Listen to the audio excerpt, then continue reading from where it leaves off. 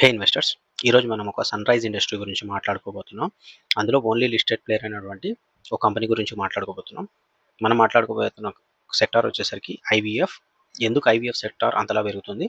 దాన్ని sunrise sector ఎందుకంటున్నాం? అది టెంపరరీగా growth లేకపోతే లాంగ్ టర్మ్ సస్టైనబుల్‌గా ఈ వీడియోలో డిస్కస్ చేసుకుందాం. దాంతో పాటు లిస్టెడ్ ప్లేయర్ అయినటువంటి గాడియం ఐవీఎఫ్ యొక్క FY 27 గైడెన్స్ చాలా ఎక్కువ గైడెన్స్ ఇస్తున్నారు వీళ్ళు.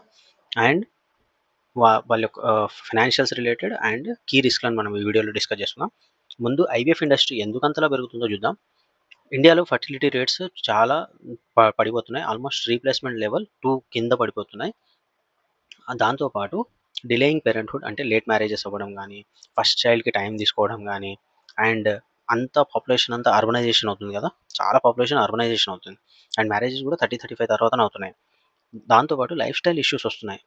వర్క్‌లో స్ట్రెస్ ఉండడం గానీ, స్ట్రెస్ వల్ల పీసీఓఎస్ రావడం, ఒబెసిటీ రావడం, అంటే వేళాపాళా లేకుండా ఏ టైంలో ఆ టైంలో తింటే ఒబెసిటీ రావడం, స్ట్రెస్ పెరిగిపోవడం, స్లీప్ ఇష్యూస్ ఉండడం, హార్మోనల్ డిజార్డర్స్ పెరిగిపోవడం, మేల్ ఇన్‌ఫెర్టిలిటీ కూడా బాగా పెరుగుతుంది.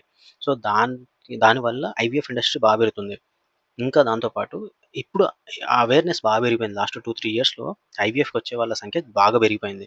అది కూడా ఇంకొక గ్రోత్ డ్రైవర్‌గా తీసుకోవచ్చు. టెక్నాలజీ వచ్చేసరికి అడ్వాన్స్ మెషినరీస్ రావడం, ఏఐ రావడం, దానివల్ల గ్రోత్ ఇంకా బాగా పెరుగుతుంది. ఇంకా మెడికల్ టూరిజం ఏంటంటే యూఎస్‌లో ఒకవేళ 10,00,000 అయ్యే ఖర్చు ఐవీఎఫ్‌కి అయితే ఇండియాలో 10, 12 లాక్స్ లోపలనే అయిపోతుంది. లేదంటే సారీ 2,00,000 లోపలనే. యూఎస్‌లో 10,00,000 అవుతే ఇక్కడ 2,00,000 లోపలనే అవుతుంది. కాబట్టి యూఎస్‌లో ఎన్ఆర్ఐస్ ఎవరైతే ఉన్నారో ఇండియాకి ప్రిఫర్ చేస్తున్నారు. ఇంక రెగ్యులేటరీ టెయిల్‌విండ్ ఏంటంటే ఎవరు పడితే వాళ్ళు ఈ ఐవీఎఫ్ ట్రీట్మెంట్ చేయలేరు. ఎందుకంటే ఇండియన్ గవర్నమెంట్ ఒక లా తీసుకొచ్చింది 2021లో ఆర్ట్ అనే ఒక లా తీసుకొచ్చారు. దానికి తగ్గట్టుగా ప్రాపర్‌గా అన్ని రూల్స్ ఫాలో అయ్యి మా అయ్యేవాళ్ళు మాత్రమే ఈ ఐవీఎఫ్ ట్రీట్మెంట్ చేయగలుగుతారు. ఇంకా ఐవీఎఫ్ ఇండస్ట్రీ ఓవర్‌వ్యూ గురించి చూస్తే మార్కెట్ సైజ్ చూడండి. ఆల్మోస్ట్ $1.32 బిలియన్ ఉండింది 2024లో. అది కాస్త 2034కి వచ్చేసరికి 4.54 బిలియన్ అవుతుందని ఎక్స్‌పెక్ట్ చేస్తున్నారు. అంటే 13.1 సీఏజీఆర్. దాని అర్థం ఏంటంటే మంచి టాప్ లీడర్స్ ఎవరినన్నా ఐవీఎఫ్‌లో ఉంటే 30, 40% గ్రోత్ చాలా ఈజీగా వచ్చేస్తది. ఇంకా యూఎస్‌లో 7.1% సీఏజీఆర్ మాత్రమే పెరిగితే, ఇండియాలో మాత్రం 13% సీఏజీఆర్. ఇంకా ఇండియాలో ఎందుకంత అండర్ పెనిట్రేషన్ టెస్టింగ్ ఉందంటే, ఇండియాలో ఉన్న జనాభాకి ఇన్‌ఫర్టైల్ కపుల్స్ ఎంతమంది ఉన్నారంటే 2,75,00,000 మంది పిల్లలు లేని వాళ్ళు ఉన్నారు. కలగని వాళ్ళు. సో, అందులో ఐవీఎఫ్ ట్రీట్మెంట్‌కి వస్తున్న వాళ్ళెంత? ఓన్లీ 3,00,000. అంటే దాదాపుగా లెస్ థాన్ 2% మాత్రమే ఐవీఎఫ్‌కి వస్తున్నారు. అంటే ఇండస్ట్రీకి చాలా గ్రోత్ ఉంది. ఇంకా స్ట్రక్చరల్‌గా చూడాలంటే ఈ ఐవీఎఫ్‌కున్న ప్రాబ్లమ్ ఏందంటే 8 మెట్రో సిటీస్‌లోనే ఐవీఎఫ్‌కి సంబంధించిన మేజర్ సెంటర్స్ ఉన్నాయి. అంటే సెకండ్ లెవెల్ టౌన్స్‌కి గాని, థర్డ్ లెవెల్ టౌన్స్‌కి గాని ఐవీఎఫ్ ఇంకా రాలేదు. అంటే వీళ్ళు ఒకవేళ second level town, third level టౌన్స్‌కి అవి విస్తరిస్తే ఇంకా వీళ్ళ బిజినెస్ బాగా గ్రోత్ అవుతుంది. ఇంకా గాడియం ఐవీఎఫ్ గురించి మాట్లాడుకుంటే FY 27, FY 28, 29 స్ట్రాటజీ గురించి మాట్లాడుకుంటే FY 26లో లిస్ట్ అయిన ప్లేయర్ ఫిబ్రవరిలో లిస్ట్ అయింది. అప్పుడు 7 హబ్స్ ఉన్నాయి, 28 స్పోక్స్ ఉన్నాయి. హబ్స్ అంటే యాక్చువల్ ఐవీఎఫ్ సెంటర్స్, స్పోక్స్ అంటే మన కస్టమర్స్ని కనెక్ట్ అయ్యే సెంటర్స్ అనుకోండి. సో ఇక్కడ నుంచి ఓన్లీ 7 హబ్సే ఉన్నాయి. సో రెవెన్యూ ఎంత జనరేట్ చేశారు? 104 crores. ఇది ఎస్ఎంఈ కంపెనీ. ప్లీజ్ మీరు బై అండ్ సెల్ రికమెండేషన్ అసలు కాదు. ఎందుకంటే ఎస్ఎంఈ కంపెనీస్ ఎలా ఉంటాయో మీకు అందరికీ తెలుసు, చాలా ఇబ్బందులు ఉంటాయి. సో మీరు ఒకవేళ బై చేయాలంటే మీ ఓన్ రీసెర్చ్ చేయండి. అండ్ ఇక్కడ చూస్తే 37 crores ఈబిటా జనరేట్ చేశారు. అండ్ ప్యాట్ వచ్చేసరికి 24 crores జనరేట్ చేశారు. FY 27కి వచ్చేసరికి ఈ 15 ఇయర్స్ అయింది ఆల్మోస్ట్ ఈ కంపెనీ మొదలై. సో ఈ హాస్పిటల్ చైన్ మొదలై. సో 7 సెంటర్సే పెడితే ఐపీఓ తర్వాత 10 హబ్స్ ఇనాగ్రేట్ చేయబోతున్నారు. నెక్స్ట్ 27లో FY 27లో ఓన్లీ 1 ఇయర్‌లో 10, 15 ఇయర్స్‌లో 7, ఆల్మోస్ట్ మోర్ దాన్ డబుల్, అంటే 2.5x కెపాసిటీ పెరిగిపోతుంది వీళ్ళది. సో రెవెన్యూ ఎక్స్‌పెక్టేషన్ వచ్చేసరికి 40-45% ఎక్స్‌పెక్ట్ చేస్తున్నారు. బట్ ఫ్యూచర్‌లో ఇంకా బాగుంటుంది. FY 28లో 8 హబ్స్ ఇంకా ఇంక్రీజ్ చేస్తామంటున్నారు, అడిషనల్ స్పోక్స్. సో ఒక 30-40% సీఏజీఆర్ నెక్స్ట్ 3, 4 ఇయర్స్‌లో ఉండబోతుందనేది వీళ్ళ స్ట్రాటజీ. ఇంకా బోర్డ్ ఆఫ్ డైరెక్టర్స్ గురించి మాట్లాడుతుంటే మాణిక్ ఖన్నా, పీయూష్ ఖన్నా, మాణిక్ ఖన్నా వాళ్ళ హస్బెండ్ పీయూష్ ఖన్నా. ఈమెనేమో పీయూష్ ఖన్నా వచ్చేసరికి పీడియాట్రిక్‌కి సంబంధించి చూస్తారు. మాణిక్ ఖన్నా వచ్చేసరికి gynaecologist and she has 16 years of experience. వాళ్ళ అబ్బాయి విషాద్ ఖన్నా కూడా డైరెక్టర్‌గా ఉన్నారు. సో ఫ్యామిలీ రన్ బిజినెస్ అనుకోండి. ఎంట్రీ బ్యారియర్స్ ఎందుకున్నాయి ఈ ఇండస్ట్రీలో అంటే రెగ్యులేటరీ కంప్లయన్సెస్ ఉన్నాయి. ఇంతకుముందు మాట్లాడుకున్నాం. ఖచ్చితంగా మరి గవర్నమెంట్ రూల్స్ ఫాలో అవ్వాలి. హై క్యాపిటల్ ఇన్‌ఫ్రాస్ట్రక్చర్ ఎందుకంటే మెషిన్స్ కొనాలి. ఆహ్, బిల్డ్ బిల్డింగ్ సెటప్ చేయాలి. అంటే హాస్పిటల్ సెటప్ చేయాలి. బ్రాండ్ అండ్ ట్రస్ట్ ఇంపార్టెంట్ అవుద్ది. టెక్నాలజీ పైన ఇన్వెస్ట్ చేయాల్సి ఉంటది. సో, ఎంట్రీ బ్యారియర్ ఉన్న బిజినెసే అనుకుందాం. ఇంకా ఐవీఎఫ్ అంటే ఇన్ విట్రో ఫెర్టిలైజేషన్. ఇది ఆహ్, మదర్ వోమ్‌లో కాకుండా ల్యాబ్‌లో ఫెర్టిలైజ్ చేస్తారు. ఎగ్ ప్లస్ స్పర్మ్‌ని ఫెర్టిలైజ్ చేసి అది ఎంబ్రియో అంటారు. దాన్ని ఇంజెక్ట్ చేస్తారు యూటరస్‌లోకి. ఇది ప్రాసెస్ ఐవీఎఫ్ ప్రాసెస్. ఇంకా ఐవీఎఫ్ ప్రాసెస్‌లో వీళ్ళు ఏఐని వాడుతున్నారు. ఇది ఇంట్రెస్టింగ్. ఏఐని ఎందుకు వాడుతున్నారు? ఎస్ఐడి అనే ఏఐని మెన్ యొక్క స్పర్మ్ ఆహ్, క్వాలిటీని గుర్తించడానికి వాడుతున్నారు. ఎరికా అనేది ఆహ్, ఎరికా అనేది ఎంబ్రియో ఇమేజెస్‌ని క్యాప్చర్ చేసుకోవడానికి అండ్ ఎవాల్యుయేట్ గుడ్ ఎగ్ పర్సెంటేజ్‌ని గుర్తించడానికి వాడుతున్నారు. ఇంకా ప్రాసెస్ ఎలా జరుగుతుంది అంటే కన్వర్షన్ ఆఫ్ లీడ్ వీళ్ళ business process. So, lead generate చేసుకుంటారు. ఫాలో అప్ చేస్తారు. ఒకవేళ పేషెంట్ వాకిన్ అయితే రిజిస్ట్రేషన్ చేసి ఓపీడీ ప్రాసెస్ స్టార్ట్ చేస్తారు. అల్ట్రాసౌండ్ చేస్తారు. డిస్కషన్ చేస్తారు విత్ ఫైనాన్షియల్ కౌన్సిలర్. ప్యాకేజ్ ఎంత అని మాట్లాడుకుంటారు. ఒకవేళ లీడ్ కంప్లీట్‌గా కన్వర్ట్ అవుతే అప్పుడు ఇంజెక్షన్స్ ఇస్తారు. Hormone injections. మామూలుగా అయితే 1 ఎగ్ రిలీజ్ అవుతది. హార్మోన్ ఇంజెక్షన్స్ తర్వాత it it may release 5-10 eggs. So, ఓవీఎంని పికప్ చేస్తారు. అంటే ఎగ్‌ని పికప్ చేస్తారు. ఇన్సెమినేషన్ ప్రాసెస్ జరుగుతది.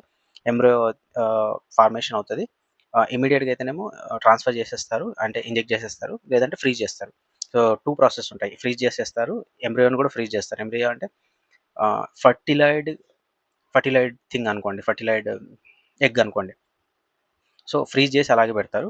అండ్ మూడోదొచ్చేసరికి ప్రాసెస్‌లో ఒకవేళ పాజిటివ్ అయితే అవే సక్సెస్‌ఫుల్. లేదు ఒకవేళ ఇన్ కేస్ ఆఫ్ మిస్‌క్యారేజ్ అట్లాంటివి జరిగితే మళ్ళీ ప్రాసెస్‌ని మళ్ళీ కండక్ట్ చేస్తారు. బట్ ఈ టైంలో వీళ్ళు ఎగ్‌ని మళ్ళీ తీసుకోరు. ఎందుకంటే ఆల్రెడీ వీళ్ళు ఎంబ్రియో చేసిన ఎగ్ ఉంటుంది కాబట్టి డైరెక్ట్ ఇంజెక్ట్ చేసుకోవడమే.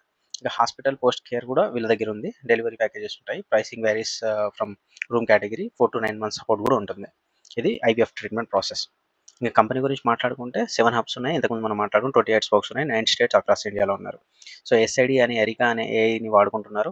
సో, మొత్తం వీళ్ళకొచ్చే రెవెన్యూలో 64% ఐవీఎఫ్ నుంచి వస్తది. ఫార్మసీ నుంచి 31%, హాస్పిటల్ నుంచి 4%, సక్సెస్ రేట్ వచ్చేసరికి 58%. మల్టిపుల్ అటెంప్ట్స్ లైక్ ఫస్ట్ టైమ్‌లో సక్సెస్ 58% ఉంటే సెకండ్, థర్డ్‌కొచ్చేసరికి 85% అవుతుంది. నంబర్ ఆఫ్ ఓపీఓస్ అంటే number of eggs collected till date 2255. Average revenue 2,97,000 almost 3,00,000 per patient వీళ్ళు కలెక్ట్ చేస్తున్నారు.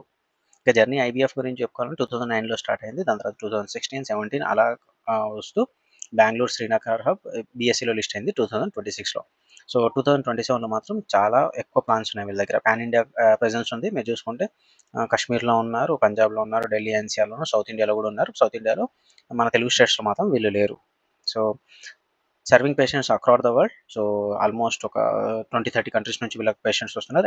యాక్చువల్‌గా వీళ్ళేంటంటే ఈ స్పోక్స్ ఉంటాయి గదా! అక్కడి నుంచి వీళ్ళు లీడ్ జనరేట్ చేసుకొని అక్కడ ప్యాకేజెస్ మాట్లాడుకొని ఇండియాలో మాత్రమే ట్రీట్మెంట్ జరుగుతుంది. ఇదొకటి బాగా గుర్తుపెట్టుకోండి. ఔట్ ఆఫ్ కంట్రీలో ట్రీట్మెంట్ జరగదు. ఇండియాలో ట్రీట్మెంట్ జరుగుతుంది.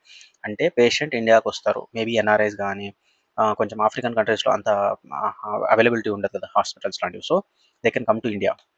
ఇంకా ఇన్‌ఫ్రాస్ట్రక్చర్ అవి కావాలి కాబట్టి హై ఇంటెన్సిటీ ఉన్న high capital requirement business, specialised equipments కావాలి. టెక్నాలజీ పైన ఇన్వెస్ట్‌మెంట్ చేయాలి. సో, వీళ్ళకొచ్చే కస్టమర్స్‌ని ఎలా అక్వైర్ చేస్తున్నారంటే 50% డిజిటల్ మార్కెటింగ్ ద్వారా 30% వర్డ్ ఆఫ్ మౌత్ అంటే మనం బాగుందంటే ఇంకోరొస్తారు కదా! అలా పబ్లిక్ రిలేషన్స్ 10%, 10% వచ్చి బ్రాండ్ బిల్డింగ్ యాక్టివిటీ కొంచెం ఖర్చు చేస్తారు టీవీలో యాడ్‌లో అడ్వర్టైజ్ చేసుకోవడానికి. ఇంకా ఫినాన్షియల్ విషయానికొస్తే మార్కెట్ క్యాప్ ఓన్లీ 905 క్రోర్స్. చిన్న కంపెనీ. చాలా చిన్న కంపెనీ. మైక్రో క్యాప్ అనుకోండి. స్టాక్ పీఈ 36.9 వాల్యుయేషన్స్ వైస్ నాకు బాగా అనిపిస్తుంది. ఆర్ఓసి 2 బెటర్‌గా ఉన్నాయి. పెగ్ రేషియో 1.69 అది కూడా బెటర్‌గా ఉంది. ఈవీ టు ఈబిటా కొంచెం హైలో ఉంది. బట్ వాల్యుయేషన్స్ అనేది నాకు కంఫర్టబుల్. బట్ మీరు మీ ఓన్ రిసర్చ్ చేసుకోండి ఎంటర్ అవ్వాలి అనుకుంటే. నేను 100లో ఉన్నప్పుడు ట్రేడ్ అవుతున్నప్పటి నుంచి ట్రాక్ చేస్తున్నా. సో, వీడియో చేద్దాం అనుకుంటున్నా. బట్ పాసిబుల్ అవ్వలేదు. 124లో ఉంది. So, I'm also not entered in this stock. ఇంకా ప్రాఫిట్ లాస్ విషయానికొస్తే లాస్ట్ 3 ఇయర్స్ 5 ఇయర్స్ నుంచి చూస్తే ఆల్మోస్ట్ 3x అయింది రెవెన్యూ. ఆపరేటింగ్ ప్రాఫిట్ చూడండి కొంచెం స్టేబుల్‌గా లేదు. 37%, 46, 41, 41, 36%. ఇది కొంచెం ఇబ్బంది ఉన్నట్టే ఇక్కడ. అండ్ నెట్ ప్రాఫిట్ చూసినా 3x అయింది. ఇక క్యాష్ ఫ్లోస్ విషయానికొస్తే ఒక్కటి మేజర్ కన్సర్న్ ఎందుకంటే హాస్పిటల్ కాబట్టి రిసీవబుల్స్ చాలా తక్కువ ఉండాలి. బట్ ఇక్కడ రిసీవబుల్స్ బాగా పెరిగిపోయినాయి. సో, 20 క్రోర్స్ అంటే 38 క్రోర్స్‌లో ఆల్మోస్ట్ 50% మీకు రిసీవబుల్స్‌లోనే ఉండిపోయినాయి. దీనికి మేజర్ కారణం ఏంటి అనేది కాన్ కాల్‌లో మనం డిస్కస్ చేసుకుందాం. ఇంకా కాన్ కాల్ విషయానికొచ్చేసరికి రెవెన్యూ హ్యాపెన్స్ స్టేజ్ వైజ్. మనకు ఎట్లా రెవెన్యూ వస్తుందనేది చూద్దాం. స్టేజ్ 1లో ఎగ్ రిట్రీవల్ ఉంటది కదా! ఓపీఓ ప్రాసెస్, అది స్టేజ్ 1 అంటారు. స్టేజ్ 2 వచ్చేసరికి ఎంబ్రియో ఫార్మలైజేషన్, ఫ్రీజింగ్ వచ్చేసరికి స్టేజ్ 2 అంటారు. స్టేజ్ 3లో ఎంబ్రియో ట్రాన్స్‌ఫర్ చేస్తారు. ఈ 3 స్టేజెస్‌లో డిఫరెంట్ ప్యాకేజెస్ ఉంటాయి. ఫర్ ఎగ్జాంపుల్ వాళ్ళైతే ఇవ్వలేదు. ఫర్ ఎగ్జాంపుల్ చూస్తే 2,00,000 ప్యాకేజ్ ఉందనుకుందాం. ఫస్ట్, సెకండ్ స్టేజ్‌కి 1,20,000 ఇస్తారు అనుకుందాం. థర్డ్‌కి 80,000 ఇస్తారనుకుందాం. ఫర్ ఎగ్జాంపుల్ అది రాలేదు 80,000, 1,20,000లో 40,000 రిసీవబుల్స్‌లో ఉండిపోతది. దానికి 2 రీజన్స్ ఉండొచ్చు. ఒకటి medical reason. For example first 2 స్టేజెస్‌లో ఎగ్ తీసుకున్నారు అండ్ ఎంబ్రియో ఫార్మలైజ్ అయింది.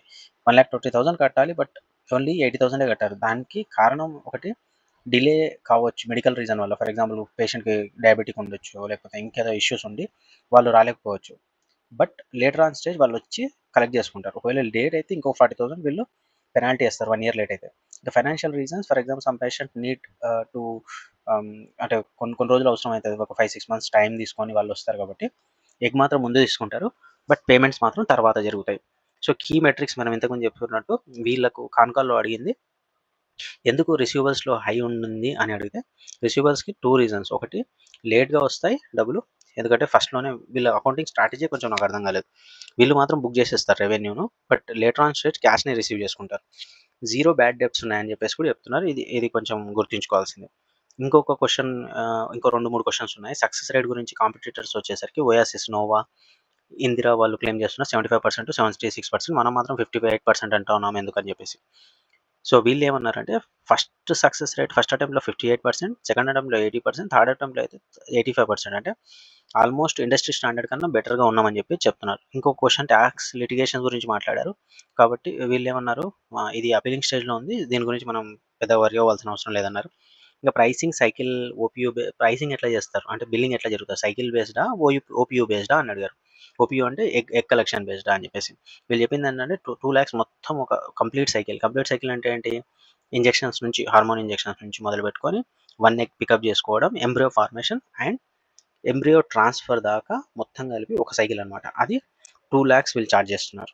సో, ఇక్కడ మీరు చూస్తున్న simulation, egg pickup, embryo and transfer. So, వీటన్నిటిని కలుపుకొని 2,00,000 బట్ స్టేజ్ వైస్‌లో తీసుకుంటారు. బట్ అకౌంటింగ్‌లో మాత్రం వన్ టైమ్ చూపిస్తున్నారు. ఇంకా రిస్క్‌ల గురించి మాట్లాడుకుంటే ట్రేడ్ రిసీవబుల్స్ చాలా హై ఉన్నాయి. ఇంతకుముందు మనం మాట్లాడుకున్నాం. కలెక్షన్ డేస్ వచ్చేసరికి 150 డేస్ ఉంది. అది తగ్గాలి. ఇంకా అగ్రెసివ్ ఎక్స్‌పాన్షన్, ఎగ్జిక్యూషన్ రిస్క్ ఉంది. ఎందుకంటే 16 ఇయర్స్‌లో 7 హబ్స్ బిల్డ్ చేస్తే ఇప్పుడు ఏకంగా 1 ఇయర్‌లో 10 హబ్స్ అండ్ 18 FY 28లో చేయబోతున్నారు. Which is very high. Success rate, disclosure and compatibility risk. Success rate 75% success rate ఉంది. మనం మాత్రం 58% ఇక్కడ క్లెయిమ్ చేస్తున్నారు. బట్ అది యాక్చువల్ అయితే 85%. దాన్ని మళ్ళీ ఎలా డీల్ చేస్తారో తెలీదు. ఇంకా టాక్స్ లిటిగేషన్ గురించి ఇంతకుముందు మాట్లాడుకున్నాం. అది పెద్ద ఇష్యూ కాదని చెప్పారు. బట్ ఇష్యూ అయితే మాత్రం ఇదొక పెద్ద risk. Clinical quality and replication risk. ఒకవేళ వీళ్ళ దగ్గర ఉన్న మేజర్ హబ్స్‌లో అన్నిట్లో 19 హబ్స్‌లో సేమ్ క్లినికల్ క్వాలిటీ మెయింటైన్ చేయాల్సి ఉంటది. ఒకవేళ మెయింటైన్ చేయకపోతే ఖచ్చితంగా ఒక దగ్గర ప్రాబ్లమ్ వచ్చినా ఈ రోజున్న మీడియాలో ఈజీగా స్ప్రెడ్ అయిపోతుంది నెగెటివ్. ఇంక కీ పర్సన్ రిస్క్. ఇది ఫ్యామిలీ రన్ చేసే బిజినెస్ కాబట్టి కీ పర్సన్‌కి ఏమన్నా అయినా, ఆ ఫ్యామిలీలో ఏదైనా ఇష్యూస్ జరిగినా ఖచ్చితంగా ఎఫెక్ట్ బిజినెస్ పైన ఉంటుంది. ఇంకా AI claim still early. So, AI పైన బాగా డిపెండ్ అయ్యి చెప్తున్నారు. 80% పైన 8% పైన ఇంప్రూవ్‌మెంట్ వచ్చిందంటున్నారు. అది ఎంతవరకు అనేది మనకు తెలీదు. ఇంకా అఫోర్డబిలిటీ మార్కెట్ ఒకవేళ 2,00,000 కన్నా కాంపిటీటర్స్ తక్కువగా వస్తే వీళ్ళకు బిజినెస్‌లో కొంచెం ఇంపాక్ట్ ఉంటది మార్జిన్స్ పైన. ఇంకా వన్ లైన్‌లో చెప్పాలంటే ఐవీఎఫ్ ఇండస్ట్రీలో ఉన్న గౌడ్యం FY 27, FY 28లో ఒకవేళ ఫాస్ట్‌గా గ్రోత్ ఉంది కాబట్టి ఒకవేళ ఎగ్జిక్యూషన్, క్యాష్ కన్వర్షన్ ప్రాపర్‌గా జరిగితే ఖచ్చితంగా ఇది గ్రోత్ ఉంటది. అండ్ ఎవ్రీ క్వార్టర్ మనం దీన్ని ట్రాక్ చేయాలి. ఈ వీడియో మీకు నచ్చితే లైక్ చేయండి, సబ్స్క్రైబ్ చేయండి. Thank you so much.